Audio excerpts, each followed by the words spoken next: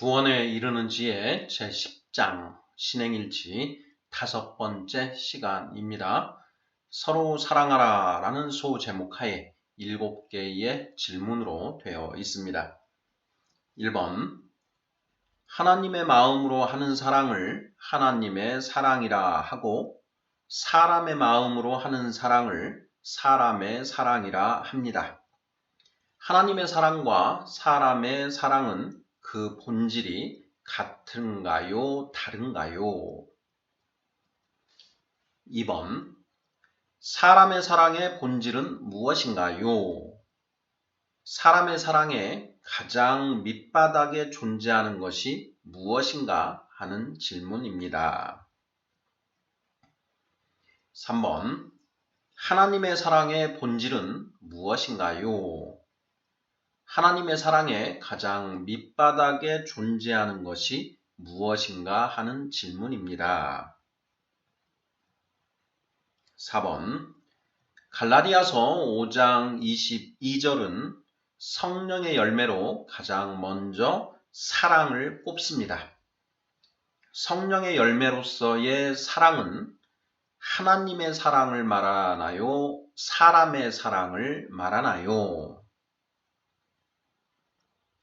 5번, 예수님이 우리에게 주신 새 계명은 너희는 서로 사랑하라는 것입니다. 이 사랑은 하나님의 사랑을 말하나요? 사람의 사랑을 말하나요? 6번, 성령을 받지 못한 사람의 마음에는 하나님의 사랑이 있을까요? 없을까요? 7번, 사도 바울은 우리 안에 들어온 하나님의 사랑이 무엇에 의해 점점 풍성해진다고 하나요?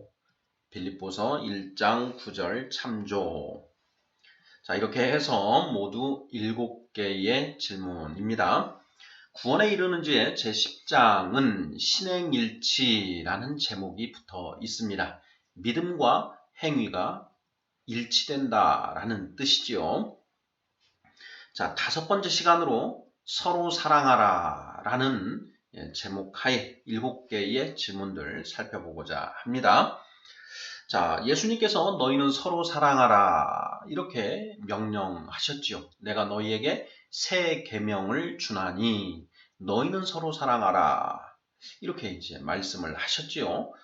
자, 이것이 왜 새 계명인지 너희는 서로 사랑하라는 것이 구체적으로 무슨 뜻인지 이 부분을 우리가 제대로 이해를 해야만 예수님의 그 명령에 우리가 온전히 순종할 수 있는 것 아니겠습니까? 그래서 자, 너희는 서로 사랑하라 라고 했을 때 이 사랑이 어떤 의미인지를 오늘 살펴보고자 합니다. 1번부터 답을 찾아가 보도록 하겠습니다. 1번, 하나님의 마음으로 하는 사랑을 하나님의 사랑이라고 하고 사람의 마음으로 하는 사랑을 사람의 사랑이라고 합니다. 하나님의 사랑과 사람의 사랑은 그 본질이 같을까요? 다를까요? 하는 질문입니다. 자, 우리 성도님들 정답은 무엇인가요? 하나님의 사랑과 사람의 사랑은 그 본질이 같을까? 다를까? 정답은 다르다. 뭐 이렇게 하면 되겠지요.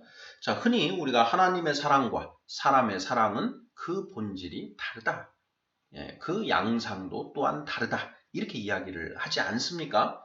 그래서 1번 질문, 하나님의 사랑과 사람의 사랑은 그 본질이 같은가 다른가? 정답은 다르다. 이렇게 답을 하면 뭐 틀림없지 않겠습니까? 자, 2번 질문 보겠습니다. 사람의 사랑의 본질은 무엇인가요? 하는 질문입니다. 사람의 사랑의 가장 밑바닥에 존재하는 것이 무엇인가 하는 질문입니다. 라고 되어 있습니다. 자, 사람의 사랑의 본질이 무엇일까 하는 질문입니다.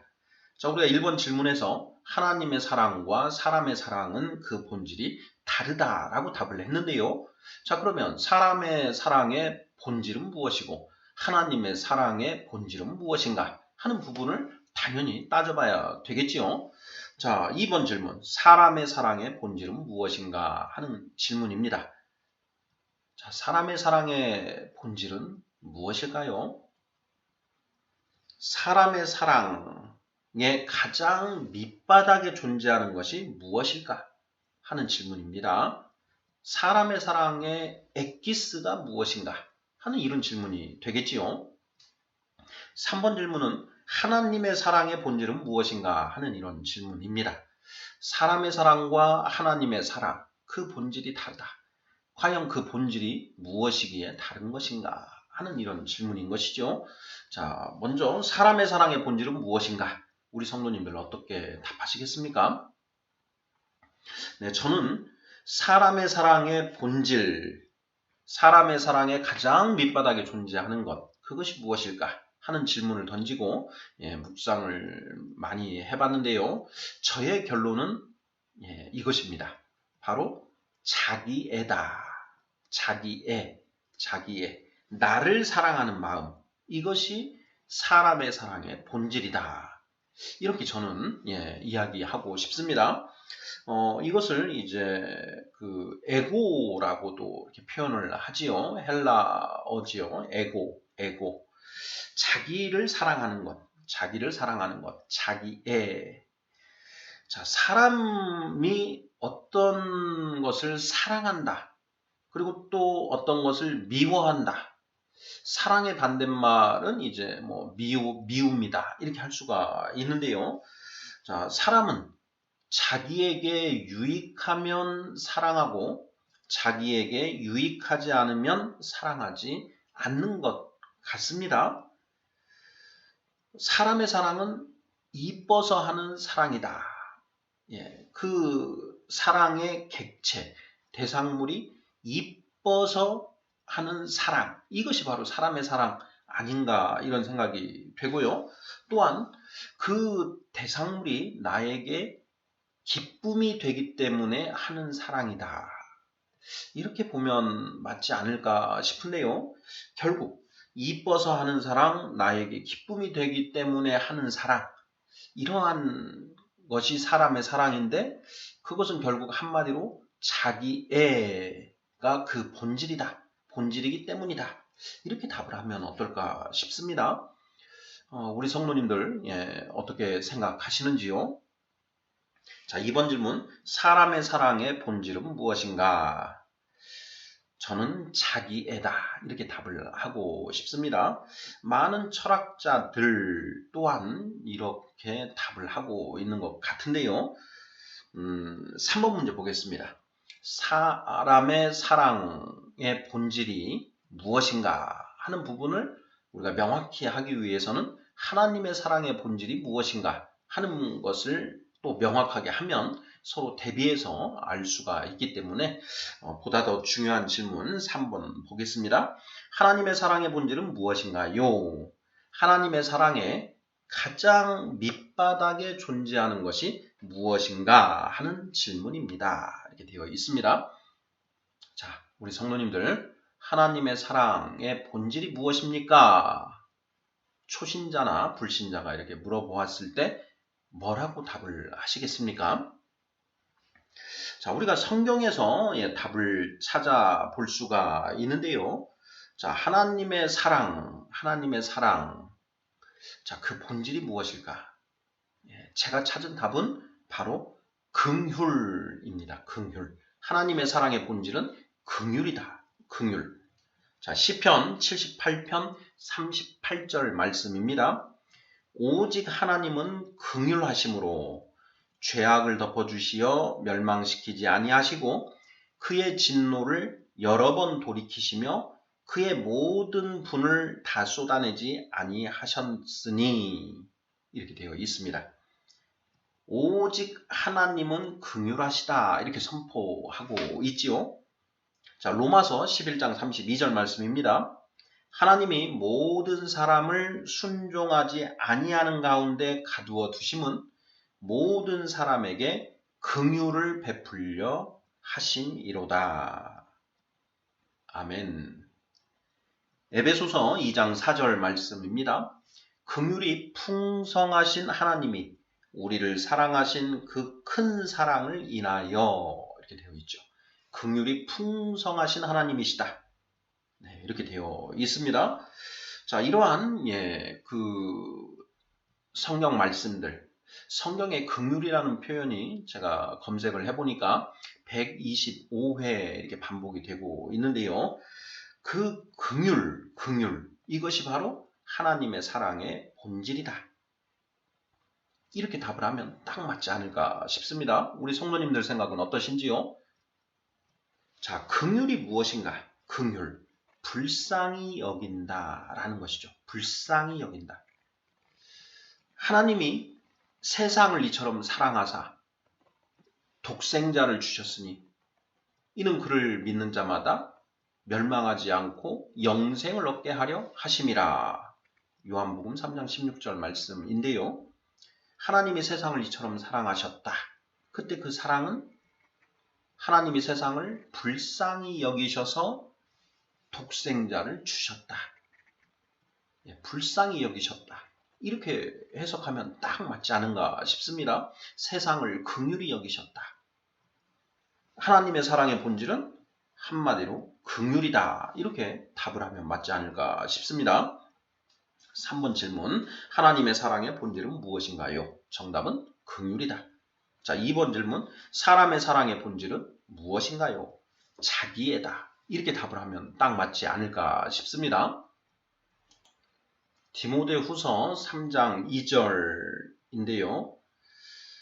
사람들이 자기를 사랑하며 이런 표현이 나옵니다. 사람들이 자기를 사랑하며 돈을 사랑하며 자랑하며 교만하며 비방하며 부모를 거역하며 감사하지 아니하며 거룩하지 아니하며 이렇게 이어지는데, 자, 말세에 고통하는 때가 이르러 사람들이 자기를 사랑하며 가장 먼저 언급된 게 자기를 사랑한다라는 이런 표현입니다. 바로 자기애인 것이지요.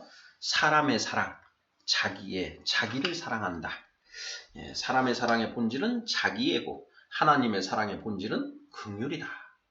이렇게 단언하더라도 성경적으로 딱 부합하는 그런 명제가 아닐까 싶습니다.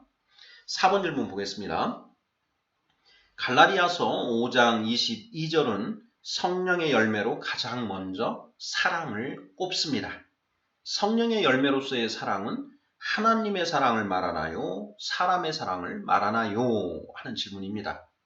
정답은 하나님의 사랑이지요. 성령의 열매로서의 사랑, 바로 하나님의 사랑을 가리키는 것이다. 긍휼을 본질로 하는 그 하나님의 사랑이다. 이렇게 얘기하면 누구도 여기에 대해서는 반박을 하지 못할 것 같습니다. 갈라디아서 5장 22, 23절 성령의 열매에 관한 말씀인데요. 오직 성령의 열매는 사랑과 희락과 화평과 오래 참음과 자비와 양선과 충성과 온유와 절제니 이 같은 것을 금지할 법이 없느니라. 아멘. 성령의 열매로 9가지를 들고 있는데요. 이 9가지는 전체가 하나라고 했습니다. 자, 영어로 했을 때 성령의 열매를 단수로 취급하고 있다라는 것 이미 우리가 살펴보았습니다. 자, 사랑, 희락, 화평, 오래 참음, 자비, 양선, 충성, 온유, 절제. 성령의 열매로서의 이 9가지가 있고 또 세상에도 이런 사랑, 희락, 화평 이게 분명히 있지 않습니까? 세상에 사랑, 희락, 화평, 오래 참음, 자비, 양선, 충성, 온유, 절제도 분명히 존재하는데 성령의 열매로서의 이 9가지와 그리고 세상의 이 9가지는 어떻게 다른가 하는 부분도 우리가 생각해 봐야 되는데요. 어떻게 다른가요? 저는 성령의 열매로서의 이 9가지 그 앞에 거룩이라는 수식어를 붙이면 딱 맞지 않을까 싶습니다. 거룩한 사랑, 거룩한 희락, 거룩한 화평, 거룩한 오래 참음, 거룩한 자비, 거룩한 양선, 거룩한 충성, 거룩한 온유, 거룩한 절제. 자, 이것에 대비해서 세상의 것들은 세상의 사랑, 세상의 화평, 세상의 희락, 세상의 오래 참음, 세상의 자비, 세상의 양선, 세상의 충성, 세상의 온유, 세상의 절제. 그래서 성령의 열매로서의 이 9가지 성품 앞에는 거룩한이라는 수식어를 붙이고 세상의 이러한 9가지에 대해서는 그냥 세상의라고 하는 수식어를 붙이면 어느 정도 우리가 머릿속에 좀 그려볼 수 있지 않을까 싶은데요. 성령의 열매로서의 사랑, 이것은 곧 하나님의 사랑을 가리키는 것이다. 사람의 사랑을 가리키는 것은 아니다라는 것이죠. 사람의 사랑은 자기 애를 본질로 하고 하나님의 사랑은 긍휼을 본질로 하는데 성령의 열매로서의 사랑은 바로 긍휼을 본질로 하는 하나님의 사랑을 가리킨다. 이렇게 이야기하면 틀림없겠지요. 5번 질문입니다. 예수님이 우리에게 주신 새 계명은 너희는 서로 사랑하라는 것입니다. 이 사랑은 하나님의 사랑을 말하나요? 사람의 사랑을 말하나요? 정답은 무엇일까요? 너희는 서로 사랑하라. 내가 너희에게 새 계명을 주노니 너희는 서로 사랑하라. 여기에 사랑은 세상의 사랑을 말하는 것인가? 하나님의 사랑을 말하는 것인가? 정답은 당연히 하나님의 사랑을 말하는 것이다. 이렇게 답을 하면 되겠지요. 하나님의 마음으로 서로 사랑하라 라는 것이죠. 하나님의 마음으로 하는 사랑. 하나님의 마음으로 하는 사랑은 무엇이냐? 긍휼히 여기는 것이다. 불쌍히 여기는 것이다. 너희는 서로 사랑하라. 너희, 이건 믿는 자들을 말하는 것이죠. 성령 받은 자들, 성도들은 서로 불쌍히 여기라. 이렇게 표현을 바꿔놓으면 정확한 뜻이 아닐까 싶습니다. 왜 불쌍히 여겨야 합니까? 자, 우리는 죄 속에서 허덕허덕대고 살아가는 존재이기 때문에 서로 불쌍히 여겨야 한다. 예수 그리스도 하나님의 말씀을 알기 전까지는 죄가 무엇인지도 모르고 살아왔기 때문에 불쌍하고 예수 그리스도를 안 뒤에는 죄가 무엇인지를 알았는데 그 죄에서 온전히 벗어나지 못하고 있기 때문에 불쌍하다. 자, 우리 성도들은 예수 그리스도를 알았습니다. 하나님의 말씀을 통해서 죄가 무엇인지 아는데 아직 그 죄로부터 온전히 해방되지 못하여서 여전히 죄를 짓더라. 그러니 서로 불쌍히 여기라. 이런 의미로 이해하면 딱 맞지 않을까 싶다라는 것이죠.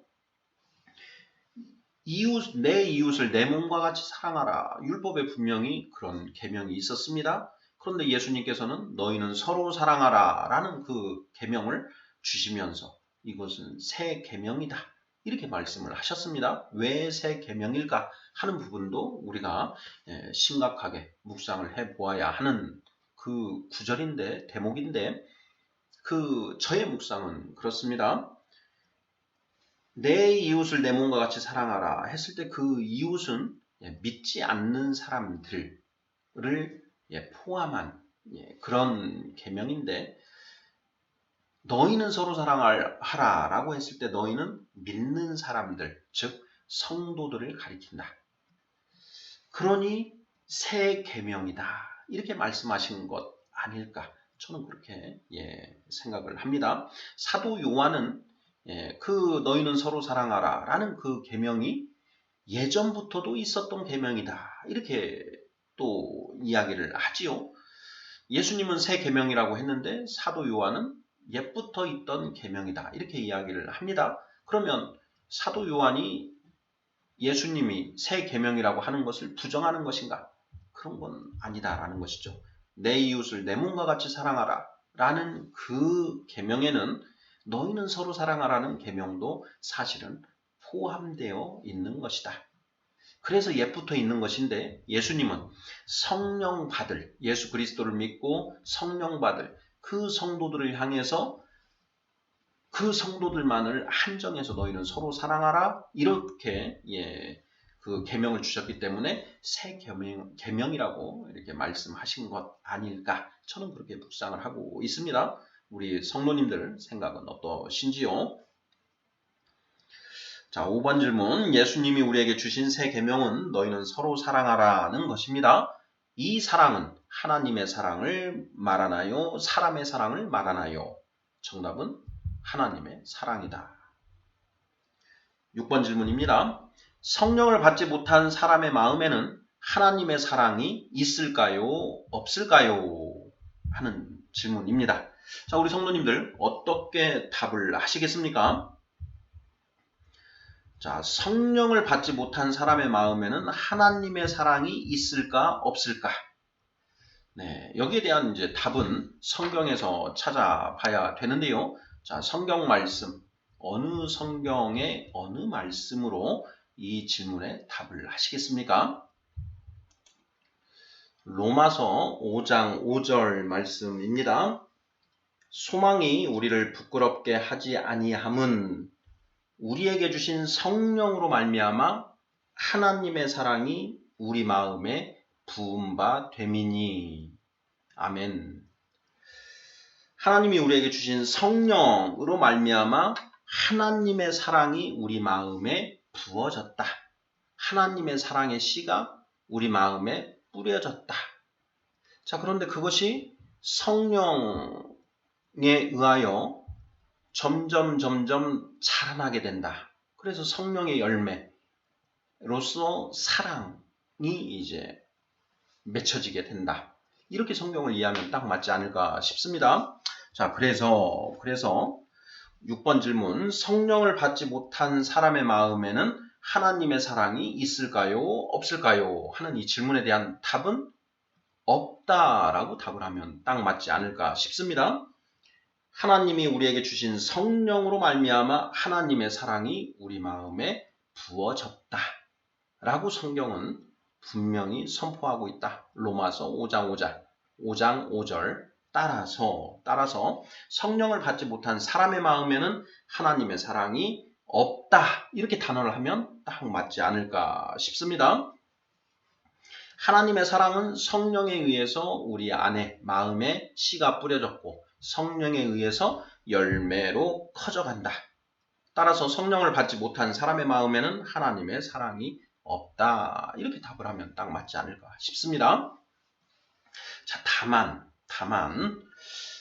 성령을 받지 못했더라도 자, 우리 인간의 마음속에 그러한 하나님의 사랑의 단서는 존재하지 않는가 하는 그런 생각을 해보는데요. 자, 그와 관련해서 우리가 그 맹자가 말한 측은지심 인지다냐라는 이 표현을 한번 생각해 볼 필요가 있는 것 같습니다. 자, 측은지심 인지다냐. 측은지심은 어질 인자인데요. 인의 시작이다, 이렇게 이야기를 합니다. 측은지심, 불쌍히 여기는 마음이 곧, 자, 불쌍히 여기는 마음이 어진 사랑, 자비, 하나님의 사랑의 단서이다. 이런 표현입니다. 자, 측은지심이 무엇인가요?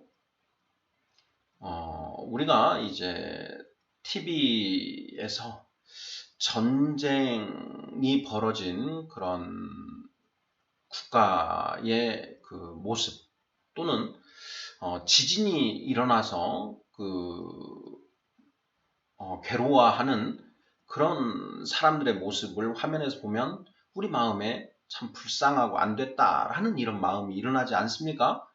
자, 그렇게 그런 처참한 상황, 안타까운 상황을 보았을 때 우리 마음에서 일어나는 그 측은히 여기는 마음, 이걸 측은지심이라고 하는데요. 바로 그 측은지심이 인의 단서가 된다. 인의 시작이 된다. 하나님의 사랑, 이는 하나님의 사랑이라고 할 수 있는데 하나님의 사랑의 씨가 된다. 이렇게도 볼 수 있는 것 같습니다.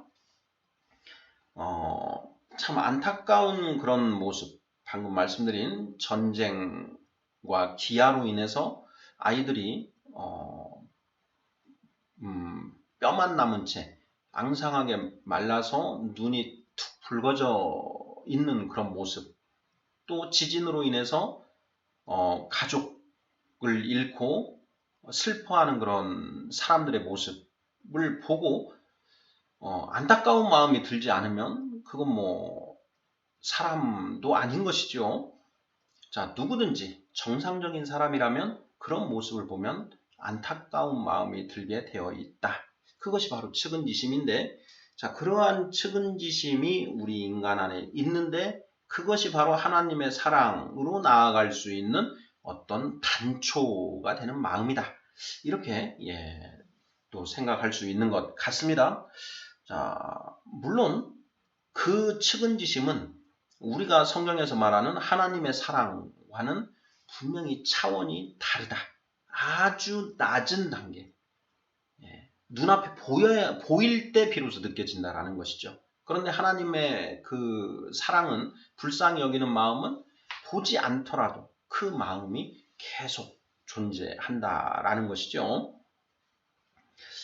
맹자를 읽어보면 이제 재미난 이야기가 있는데요. 어느 나라에 춘추 전국 시대였으니까 그 어느 나라인지는 잘 기억이 안 나는데 맹자가 어느 나라를 찾아갔습니다. 그런데 그 나라의 왕에게 이 왕도 정치를 이제 전하기 위해서 그 왕을 이제 그 평가를 하는데요. 그 왕에게 이런 이야기를 합니다. 듣건대 왕께서 하늘의 제사 지내기 위해서 끌려가는 그 소가 눈물을 흘리는 것을 보고 그 소를 제물로 바치지 말고 다른 대신 양을 제물로 바치라 라고 이렇게 하셨다는 말씀을 들었습니다. 자, 왕께서 그 제물로 바쳐지기 위해서 끌려가는 소의 그 슬픈 모습을 보고 안타까움을 느끼는 그런 성정이 왕의 마음에 있는 것으로 볼 때 왕께서는 왕도 정치를 하실 수 있는 그러한 충분한 가능성이 있습니다. 이런 이제 맥락으로 이야기를 하는 것인데요. 그 일화를 들으면서 그 일화를 우리가 볼 때 드는 이제 의문이, 바로 들 수 있는 의문이, 그 소는 불쌍하고 그 소 대신에 제물로 바쳐질 양은 불쌍하지 않은가 하는 이런 질문이 던져지거든요. 자, 그것에 대한 답은 이거 같습니다. 그 소가 울고 가는 것이 바로 눈앞에 보였다. 그래서 불쌍한 마음이 들었다. 그런데 양은 눈에 보이지 않으니 불쌍한 마음이 들지 않았다. 그래서 그 왕이 가지고 있는 그 측은지심이라는 것은 눈에 보였을 때 마음에서 일어나는 마음이다. 자, 이러한 정도이기 때문에 하나님의 사랑과는 완전히 격이 다르다. 그래서 측은지심은 인지다냐라고 이렇게 정도로 표현하면 딱 맞지 않을까, 이런 생각이 듭니다. 측은지심이 곧 인이다 이렇게 이야기를 하는 것이 아니고 인의 시작에 불과하다, 시작이 된다 이렇게 표현하는 것이 아닐까 하는 그런 생각인 것이죠. 자, 6번 질문. 성령을 받지 못한 사람의 마음에는 하나님의 사랑이 있을까요? 없을까요? 정답은 없다. 이렇게 답을 하면 딱 맞을 것 같습니다. 자, 마지막 7번 질문입니다. 사도 바울은 우리 안에 들어온 하나님의 사랑이 무엇에 의해 점점 풍성해진다고 하나요? 빌립보서 1장 9절 참조 이렇게 되어 있습니다. 로마서 5장 5절에 성령으로 말미암아 우리 안에 하나님의 사랑이 부어지게 되었는데, 자, 하나님의 사랑에 씨가 뿌려졌는데 그 씨가 점점 이제 씨가 터서 자라나야 되는 것이죠. 자, 어떻게 그 하나님의 사랑의 씨가 점점 자라고 풍성하게 되는 것인가? 자, 빌립보서 1장 9절 읽어보도록 하겠습니다. 내가 기도하노라 너희 사랑을 지식과 모든 총명으로 점점 더 풍성하게 하사라고 되어 있습니다. 너희 사랑을, 여기의 사랑은 하나님의 사랑이겠죠. 너희 안에 뿌려진 하나님의 사랑을 무엇과 무엇으로 점점 더 풍성하게 한다 라고 하고 있나요? 지식과 모든 총명이라고 되어 있습니다. 저는 이 말씀을 처음 읽었을 때 아주 의문이 들었습니다. 어떻게 사랑이 지식과 총명에 의해서 점점 풍성하게 된다라는 것인가? 도대체 어떤 지식과 어떤 총명에 의해서 그런 하나님의 사랑이 점점 커져간다는 것인가 하는 이런 의문이 들었습니다. 우리 성도님들께서도 그런 의문을 가져보시지 않았을까 이런 생각이 드는데요. 자, 7번 질문. 사도 바울은 우리 안에 들어온 하나님의 사랑이 무엇에 의해 점점 풍성해진다고 하나요? 정답은 지식과 모든 총명. 이렇게 답을 하면 딱 맞겠지요. 자, 여기서 말하는 지식과 모든 총명은 무엇을 구체적으로 가리키는 것일까요? 지식. 하나님의 지식. 성경에 기록된 하나님의 말씀을 통해서 우리가 하나님이 가지고 계시는 참 지식을 우리가 하나하나씩 알게 되는 것이죠. 바로 그 지식에 의해서 우리 안에 뿌려진 하나님의 사랑이 점점 풍성하게 된다. 자, 또한 모든 총명 이렇게 되어 있는데요. 총명은 총명, 이것은 통찰력 이렇게 표현을 할 수가 있는 것 같은데 하나님 말씀을 통해서 이 세상이 어떤 곳이고 어떻게 움직여지고 있는가 하는 것. 우리가 구원에 이르는 지혜 1장부터 12장까지 성경에 감추어진 핵심 진리 12가지 이것을 하나하나 깨달아 알게 됨으로써 이 세상이 어떻게 움직이고 돌아가는 것인지를 이제 온전히 볼 수 있게 되는 것이죠. 바로 그렇게 온전히 볼 수 있게 되는 그 통찰력 이것이 우리 안에 점점 생길 때 하나님의 사랑이 더 풍성하게 된다라는 의미다. 이렇게 저는 현재 이해를 하고 있습니다. 제대로 이해한 것으로 보여지는지요? 자, 7번 질문. 사도 바울은 우리 안에 들어온 하나님의 사랑이 무엇에 의해 점점 풍성해진다고 하나요? 빌립보서 1장 9절 참조. 내가 기도하노라 너희 사랑을 지식과 모든 총명으로 점점 더 풍성하게 하사. 10절 읽어보면요. 너희로 지극히 선한 것을 분별하며 또 진실하여 허물 없이 그리스도의 날까지 이르고 11절 예수 그리스도로 말미암아 의의 열매가 가득하여 하나님의 영광과 찬송이 되기를 원하노라. 아멘. 사도 바울이 빌립보 교회의 성도들을 위하여 중보기도 하는 내용이지요. 예수 그리스도로 말미암아 의의 열매가 가득해진다.